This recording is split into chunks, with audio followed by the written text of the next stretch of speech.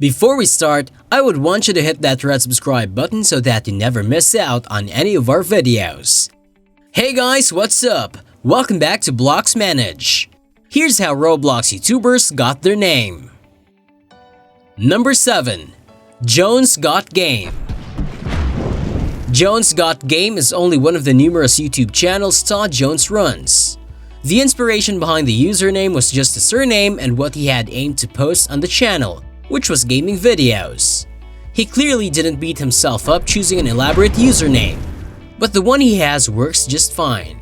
It isn't too basic, but it also isn't intricate to the point where it's confusing. Number 6. Dennis. The least amount of time was spent choosing this username.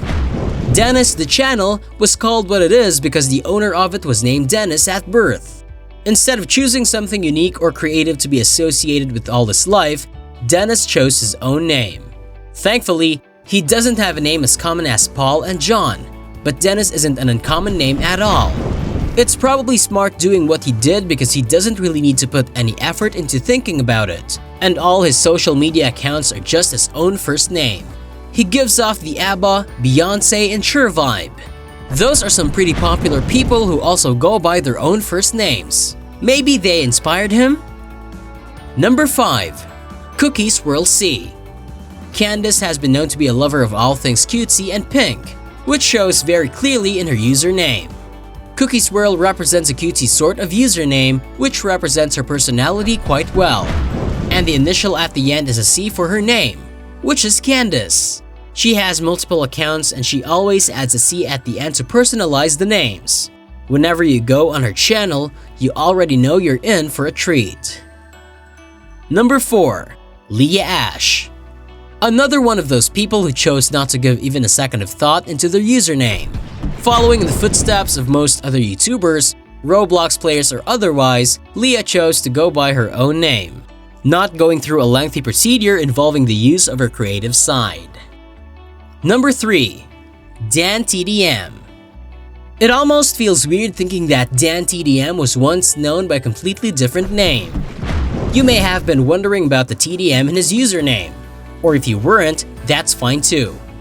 Either way, I'm about to explain. His first ever YouTube name was actually the Diamond Minecart. This was supposed to be an homage to one of his favorite games, but later became a symbol to identify him. The issue arose when he started seeing other people on YouTube name themselves Dan TDM, resulting in videos other than his popping up whenever someone searched his name. This really hurt his engagement on the social media application, and he changed his username a little bit to incorporate his real name as well. By doing so, he became the Diamond Minecart / Dan TDM. He assumed that this minor change with the 2 backlashes would give him back the views and likes that he was once enjoying before copycats stole his identity. Unfortunately, he was wrong to assume this, and in a video outlining why he was forever erasing the former part of his username, he explained that searches for Dan TDM were surpassing the Diamond Minecraft. The first few videos that came up when you searched weren't actually his, so he was unable to get any of the benefits of the increased Google searches.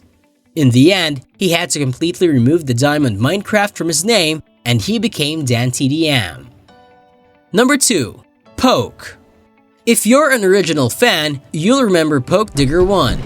Poke's first ever identification was this completely nonsensical username on Roblox and YouTube, which meant nothing at all.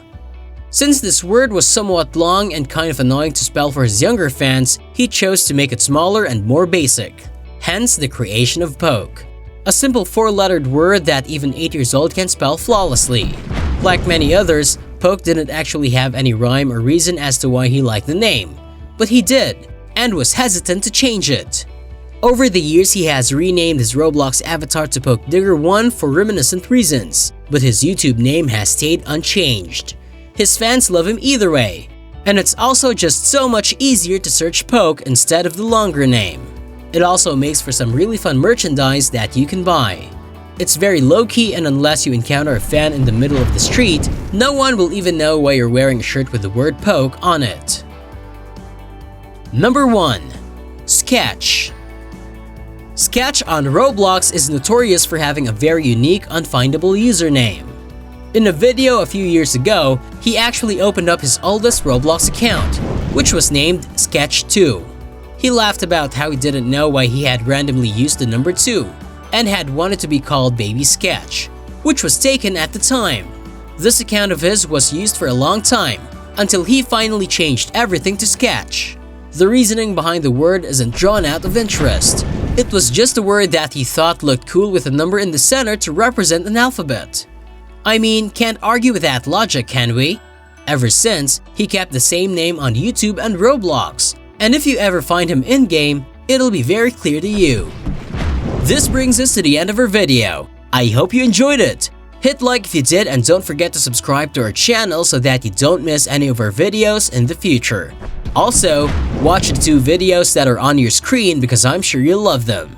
With that, I'll see you in the next video.